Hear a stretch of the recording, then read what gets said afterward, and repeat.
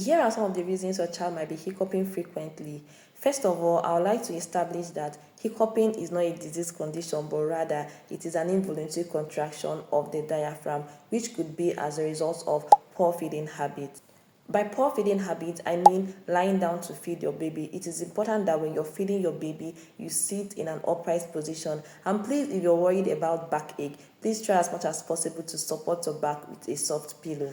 Swallowing so much air. Now, in the course of poor positioning, your child might swallow so much air, and when this air gets trapped in the stomach, it eventually irritates the diaphragm, which gives off as hiccup. Eating too quickly. Some babies are different. While some children can be very slow to eat, some babies love rushing their food. So if your child falls in this category, it is important that you pace the feeding. By pacing, I mean taking out the breast from your baby's mouth so as to slow down the eating, or taking out the bottle feed from your baby's mouth. When your child rushes his or her food, it eventually irritates the diaphragm and of course leads to hiccuping. Overfeeding. Now remember that these babies don't even know when they've gotten overfed. So it's good that when you're feeding your child, look at the stomach, keep gauging the stomach so you know when the stomach is getting too full. Otherwise, when the stomach gets too full, it irritates the diaphragm. Of course, hiccuping is inevitable at this point. Some of the preventive tips include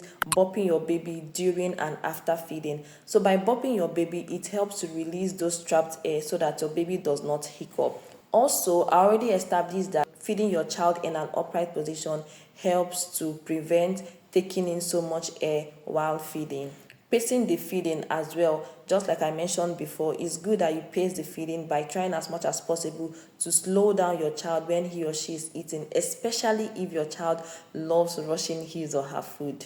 When you've done all of these things and your child ends up hiccuping, it's good that you introduce a pacifier, because sucking on the pacifier helps to relax the diaphragm. It is important to note that as your child progresses in age and the digestive system matures, the frequency of the hiccuping would reduce. Please remember that most hiccup will resolve on its own. So when you've done all of these things by introducing pacifier and doing all the things we've mentioned in this video, and your baby still hiccups, relax, give it a few minutes, and the hiccup will eventually stop.